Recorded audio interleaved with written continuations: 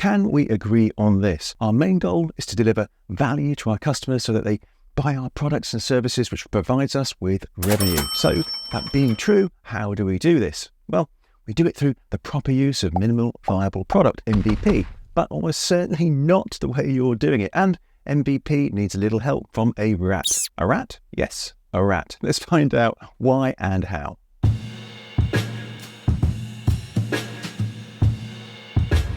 MVP has been around for a long time. It was first coined by Frank Robinson back in 2001 and was popularized by Eric Ries, particularly with his book The Lean Startup back in 2011. But perhaps most people, certainly in the agile world at least, know it from Henrik Kniberg's famous picture that went viral almost 10 years ago. Not like this, like this.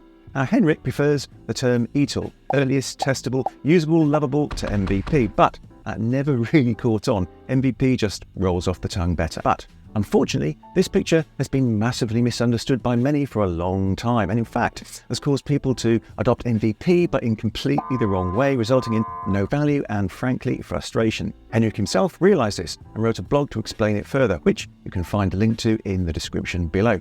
And the main problem with Henrik's infographic is that people completely misinterpreted it. They just looked at it without reading the explanation and thought, oh, okay, so the customer wants a car, but we can't do that quickly, so we'll give them a skateboard first. This led to organizations giving customers a minimum product, not a minimum viable product. And people get hung up thinking that MVP needs to be a finished product. That is not the case. Now, don't look at Henrik's model and think no one will buy a skateboard if they want a car. If you do, you're missing the point. The whole point of MVP is to learn. It's an experiment. Now, Henrik's infographic is a metaphor, not to be taken literally. It's about how you do product development. So, you don't develop products slowly, building them in stages, which is the first line in Henrik's infographic. What you need to do is understand the underlying need of your customers. Remember Henry Ford's alleged statement, if I'd asked customers what they wanted, they'd have said a faster horse. Now, Henry Ford understood his customers' needs, which wasn't a faster horse or even a car. It was to get from A to B faster. So, focus on what MVP can do for you. It's a learning tool. Eric Ries said MVP is a version of a new product which allows a team to collect the maximum amount of validated learning about customers with the least effort. A key here is validated learning. The most important thing is to test your assumptions about your product with your customers. Remember Oscar Wilde's words, when you assume, you make an ass out of you and me. Well, do that with a product that hasn't been tested and validated in the market, and you're likely going to be doing far worse than making an ass of yourself. More likely you'll lose hundreds of thousands of dollars or worse.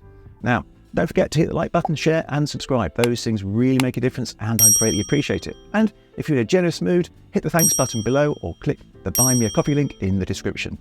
Now, you might remember Quibi back in 2018. It was a short-lived video app competing against YouTube and TikTok.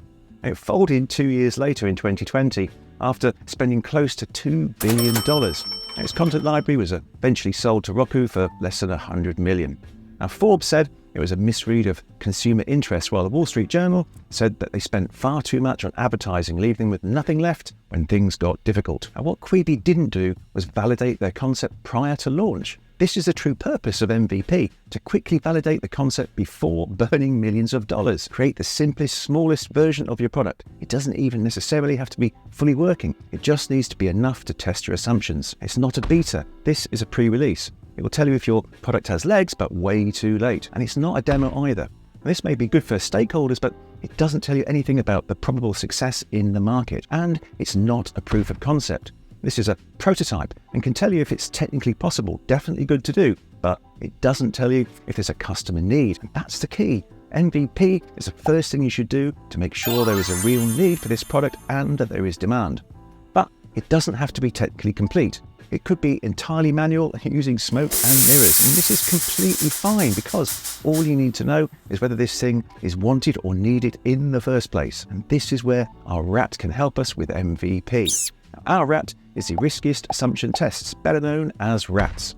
Now, RATS has been called the MVP killer. It was originally put forward by Rick Ingram as an alternative to MVP. Ingram argued, instead of building an MVP, identify your riskiest assumption and test it. Replacing your MVP with a rat will save you a lot of pain.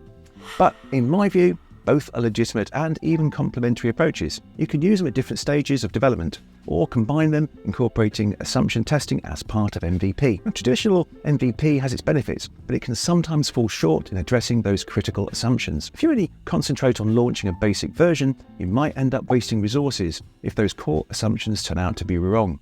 Costly iterations, rework, and potential project failure. Enter Riskiest Assumption Tests, RATs. It's been called a game changer in product development.